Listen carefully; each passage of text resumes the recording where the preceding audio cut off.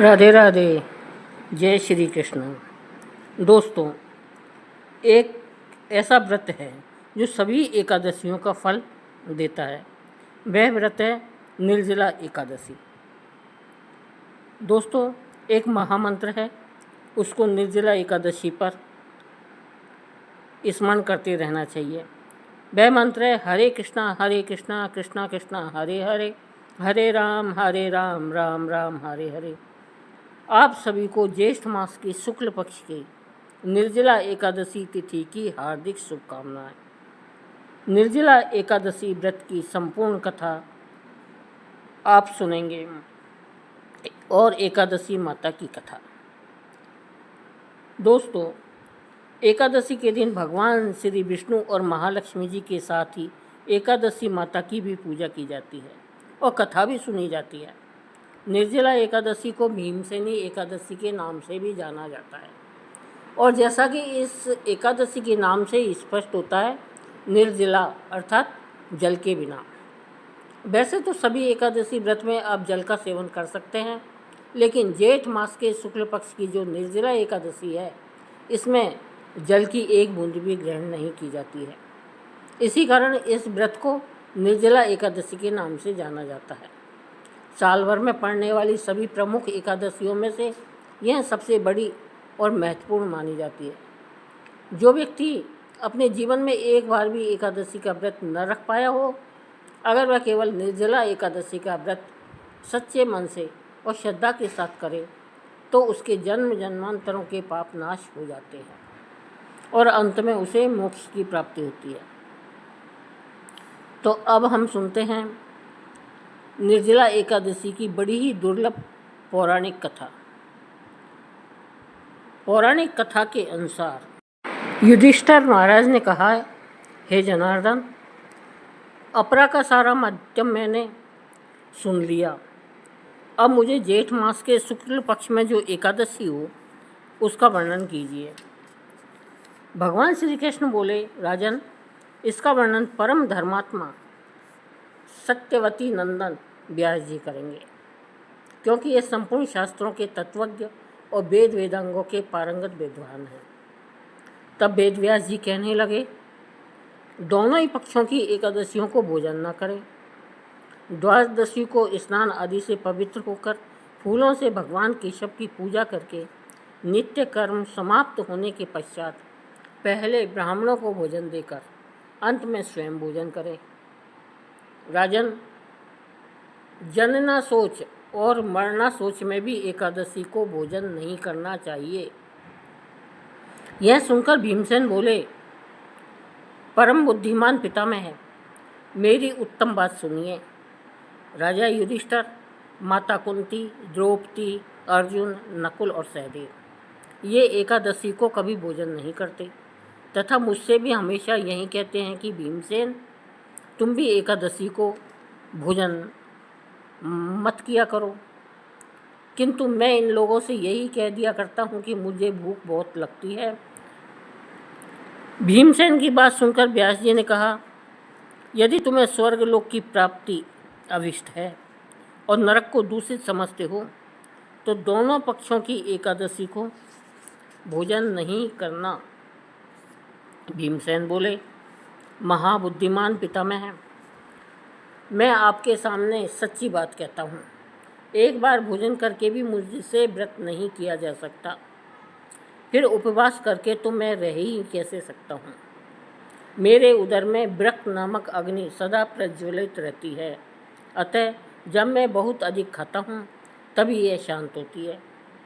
इसलिए हे महामुने, मैं वर्ष भर में केवल एक ही उपवास कर सकता हूँ, जिससे स्वर्ग की प्राप्ति सुलभ हो तथा जिसके करने से मैं कल्याण का भागी हो सकूं।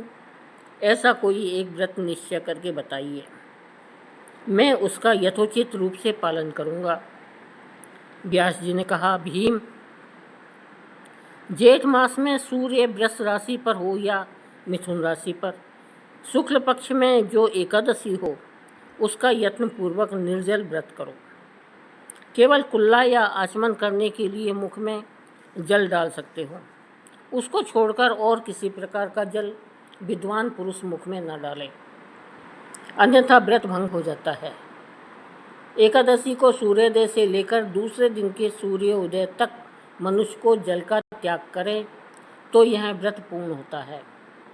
तदंतर द्वादशी को निर्मल प्रभात काल में स्नान करके ब्राह्मणों को विधि पूर्वक जल और सुवर्ण का दान करे। इस प्रकार सब कार्य पूरा करके जितेंद्रिय पुरुष ब्राह्मणों के साथ भोजन करे। वर्ष भर में जितनी एकादशियां होती हैं उन सब का फल निर्जला एकादशी के सेवन से मनुष्य प्राप्त कर लेता है, इसमें तनिक भी संदेह नहीं है। शंख, चक्र और गदा धारण करने वाले भगवान केशव ने मुझसे कहा था कि यदि मानव सबको छोड़कर एकमात्र मेरी शरण में आ जाए और एकादशी को निराहार रहे तो वह सब पापों से छूट जाता है। एकादशी का व्रत करने वाले पुरुष के पास विशालकाय, विकराल आकृति और काले रंग वाले दंड पाशधारी भयंकर यमदूत नहीं जाते। अंतकाल में पीताम्बरधारी, सौम्य स्वभाव वाले, हाथ में सुदर्शन धारण करने वाले और मन के समान वेगशाली विष्णुदूत आकर इस वैष्णव पुरुष को भगवान विष्णु के धाम में ले जाते हैं। अतः निर्जला एकादशी को पूर्ण यत्न करके उपवास करना चाहिए। तुम भी सब पापों की शांति के लिए यत्न के साथ उपवास और श्री हरि का पूजन करो। स्त्री हो या पुरुष, यदि उसने मेरु पर्वत के बराबर भी महान पाप किया हो तो वह सब एकादशी के प्रभाव से भस्म हो जाता है। जो मनुष्य उस दिन जल के नियम का पालन करता है वह पुण्य का भागी होता है। उसे एक एक पहर में कोटि कोटि स्वर्ण मुद्रा दान करने का फल प्राप्त होता सुना गया है। मनुष्य निर्जला एकादशी के दिन स्नान, दान, जप, होम आदि जो कुछ भी करता है वह सब अक्षय होता है। यह भगवान श्री कृष्ण का कथन है। निर्जला एकादशी को विधि पूर्वक उत्तम रीति से उपवास करके मानव वैष्णव पद को प्राप्त कर लेता है। जो मनुष्य एकादशी के दिन अन्न खाता है वह पाप भोजन करता है। इस लोक में वह चांडाल के समान है और मरने पर दुर्गति प्राप्त होता है। जो ज्येष्ठ के शुक्ल पक्ष में एकादशी को उपवास करके दान देते हैं वे परम पद को प्राप्त होते हैं।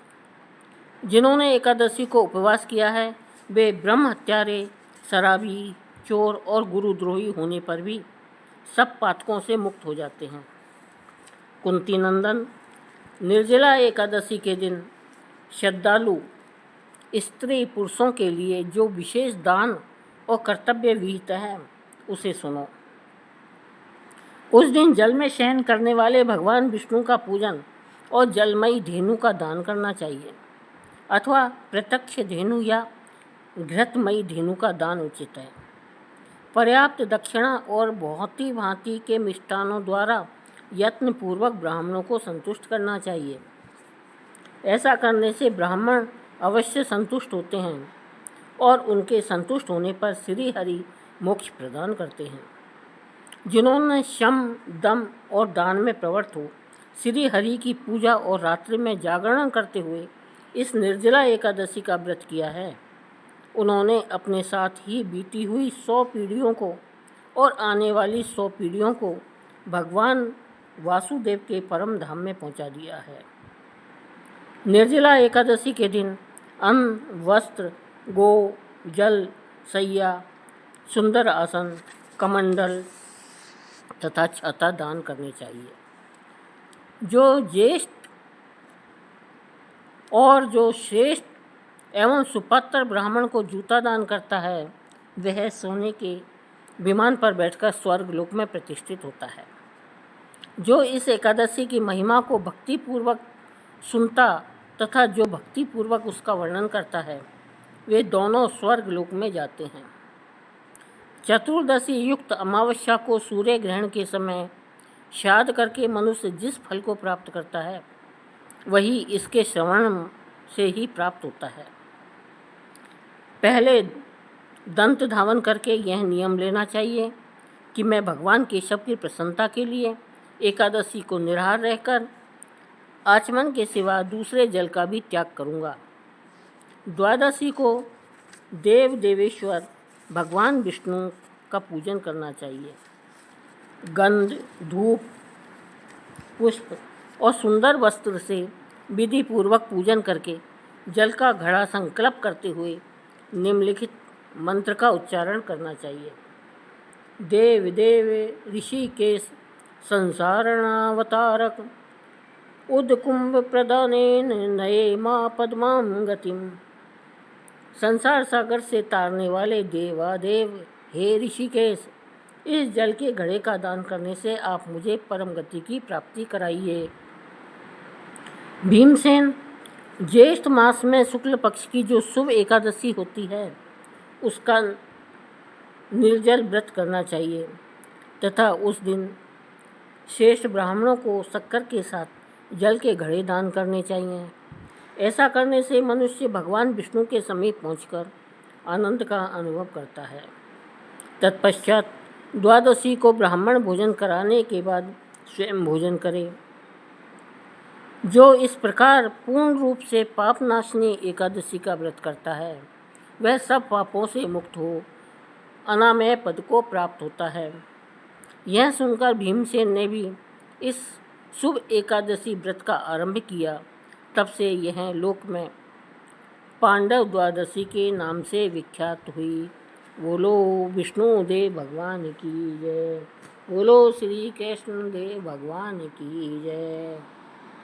दोस्तों, मेरे प्यारे भक्तों, अब हम सुनेंगे एकादशी की व्रत की कथा।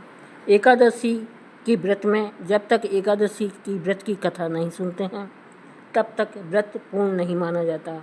इसलिए कथा के साथ साथ एकादशी व्रत की कहानी भी हमको सुननी चाहिए। एक बार एक राज्य में एक राजा रहा करता था। राजा बहुत ही बुद्धिमान और बलशाली था। राजा सदाई अपनी प्रजा को बहुत अच्छे से ध्यान रखता था।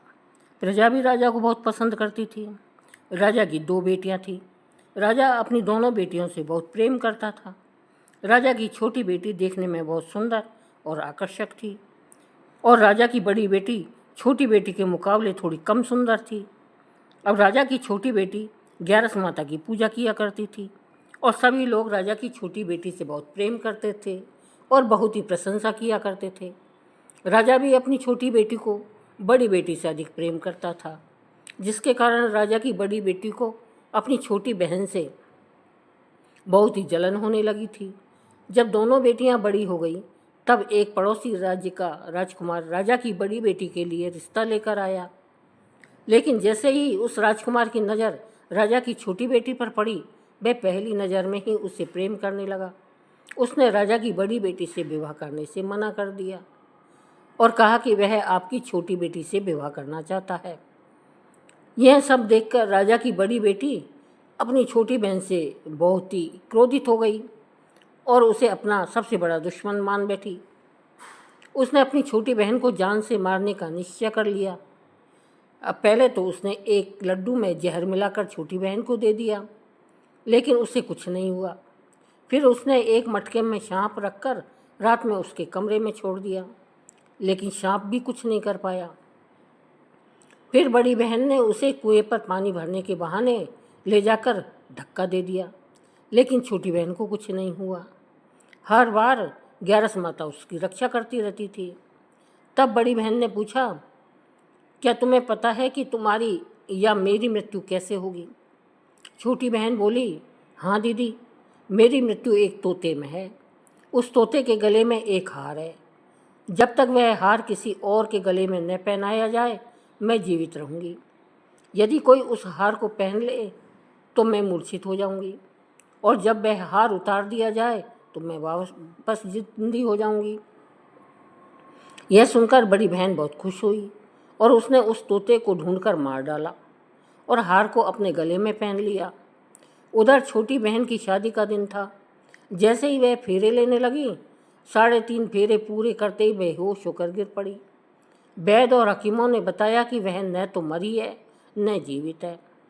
राजा ने उसे पुराने महल में पलंग पर लिटा दिया और कुछ सैनिकों को तैनात कर दिया और किसी को बताने से मना कर दिया। बड़ी बहन ने कहा, पिताजी, अगर विवाह अधूरा रह गया तो आपकी इज्जत जाएगी, मैं विवाह कर लेती हूँ। राजा ने बड़ी बेटी को छोटी बेटी के कपड़े पहना दिए और विवाह करा दिया। परंतु राजकुमार को यह समझ आ गया कि वह उसकी प्रेमिका नहीं है। उसने मन ही मन निर्णय किया कि वह अपनी प्रिय को खोजे के रहेगा। एक दिन राजकुमार पुराने महल के पास से निकला और वहाँ जाकर सैनिकों से पूछा, यहाँ कौन है? सैनिक बोले, यहाँ राजा की छोटी बेटी लेटी है। राजकुमार बहुत प्रसन्न हुआ और जैसे ही रात हुई वह प्रेमिका उठकर खड़ी हो गई। उसने सारी बात राजा को बताई कि उसकी जान एक तोते में थी और उसकी बहन ने उसे मारने की कोशिश की थी। उसके पास एक हार है जिसको वह सुबह पहन लेती है और रात को उतार देती है। जब तक वह हार को पहन कर रखती है तब तक मैं मूर्छित रहती हूँ, और जैसे ही वह हार को उतार देती है तो मैं जीवित हो जाती हूँ। और जब तक मेरी बड़ी बहन के पास वह हार रहेगा तब तक मैं ऐसे ही जीवित और मूर्छित होती रहूँगी। अगर मेरी बड़ी बहन के पास जो हार है वह मेरे हाथ लग जाए तो मैं हमेशा के लिए जीवित हो जाऊँगी। राजकुमार यह सब बातें सुनकर राजा की छोटी बेटी के पास रहने का निर्णय ले लेता है और उसने अपने बचे हुए सारे फेरे उस पलंग पर लेटी हुई राजकुमारी यानी राजा की छोटी के बेटी के साथ ले लिए और अपना विवाह पूर्ण कर लिया। वहीं पर वह कहने लगा, देखते ही देखते कुछ समय में राजा की छोटी बेटी और राजकुमार की पत्नी गर्भवती हो गई। एक दिन राजकुमार को किसी काम से बाहर जाना पड़ा। तब छोटी बहन के पेट में बहुत तेज दर्द होने लगा, जिसके बाद उसने 11 माता का आह्वान किया। उसके पश्चात वहाँ माता प्रकट हुई और उन्होंने अपने भक्त के दर्द को दूर किया तथा एक पुत्र की प्राप्ति करवाई। उसी समय अचानक से राजकुमार भी वहाँ आ गया। राजकुमार ने 11 माता को देखा तो वह आश्चर्यचकित हो गया और उसने तुरंत 11 माता को प्रणाम किया। 11 माता ने राजकुमार से कहा, जब तुम्हारा पुत्र 5 वर्ष का हो जाए तो तुम आकर अपनी पत्नी का हार इसके गले में डाल देना। देखते ही देखते राजकुमार और राजा की छोटी बेटी का पुत्र 5 वर्ष का हो जाता है। तब राजकुमार अपने बेटे से कहता है, बेटा, मैं कुछ काम से बाहर जा रहा हूँ, तुम अपनी माता का ध्यान रखना, और वहाँ से चला जाता है। राजा को बाहर निकलता देख बड़ी बहन के सैनिक देख लेते हैं और जाकर सारी बातें बड़ी बहन को बता देते हैं, जिसके बाद बड़ी बहन अपनी छोटी बहन के पुत्र को वहाँ से उठवा लेती है और उसे मरवा देती है। छोटी बेटी के पुत्र के 2 टुकड़े करवा देती है। पहला टुकड़ा चक्के के पास में छुपा देती है और दूसरा टुकड़ा अपने पलंग के नीचे रख लेती है। अब 11 माता भिखारी का रूप लेकर आती है और एक भिक्षुक का भेष धरकर बड़ी बहन के पास जाती है। वहाँ पर भिक्षा मांगने लगती है। बड़ी बहन अपने नौकरों से कहती है, जाकर भिक्षा दे दो। लेकिन जैसे ही नौकर 11 माता को भिक्षा देने आते हैं, माता उन्हें मना कर देती है और कहती है, मैं तुम्हारी महारानी से ही भिक्षा लूँगी। तब बड़ी बहन स्वयं ही भिक्षा देने के लिए माता के पास आती है। तब माता एक बिल्ली का रूप लेकर उसके कमरे में चली जाती है और वहाँ पर छोटी बेटी के पुत्र के 2 टुकड़ों को आपस में जोड़ देती है और उसे जीवित कर देती है। फिर उसे वहाँ से ले जाती है। राजकुमार अपने बेटे को लेकर अपनी पत्नी के पास जाता है और उससे कहता है, तुम इसका ध्यान रखना। अगर तुम इस बच्चे का अच्छे से ध्यान रखोगी तो मैं तुमसे बात करूँगा। एक दिन राजकुमार अपने बेटे से कहता है, बेटा, तुम मम्मी से उनके गले का हार मांग लो। तो अपने पिता की बात मानकर राजकुमार का बेटा अपनी मम्मी के पास जाता है और कहता है, मम्मी, मुझे तुम्हारा हार चाहिए। यह सुनकर पहले तो बड़ी बहन बहुत क्रोधित होती है, पर उसे यह याद आता है कि राजकुमार ने कहा था कि अगर मैं इस बच्चे का ध्यान अच्छे से रखूँगी तो वह मुझसे बात करेंगे। इसी कारण वह हार उस बच्चे को दे देती है और वह बच्चा तुरंत हार को ले जाकर अपने पिताजी को दे देता है। तभी राजकुमार अपने बेटे को लेकर वहाँ से जाने लगता है और अपनी पत्नी से कहता है, तुम हमारे लिए खाना बना कर रखना, मैं शाम को आकर तुम्हारे साथ खाना खाऊंगा। और वह अपने बेटे को लेकर वहाँ से चला जाता है। इसके बाद वह राजा के पास जाकर सारी बातें बता देता है। राजा अपनी बड़ी बेटी की यह करतूत सुनकर बहुत क्रोधित होते हैं और अपनी परवरिश पर ही दोष देने लगते हैं। वह राजकुमार को अपनी छोटी बेटी के साथ रहने का आदेश दे देते हैं। इस प्रकार ग्यारस माता की कृपा से राजकुमार और राजा की छोटी बेटी सुखपूर्वक रहने लगे। प्रेम से बोलिए एकादशी माता की जय, माता लक्ष्मी और भगवान विष्णु की जय, तुलसी माता की जय, पार्वती माता की जय, भगवान भोले शंकर की जय। अब कथा पसंद आई हो तो कथा को लाइक कीजिए और चैनल को सब्सक्राइब कीजिए। धन्यवाद।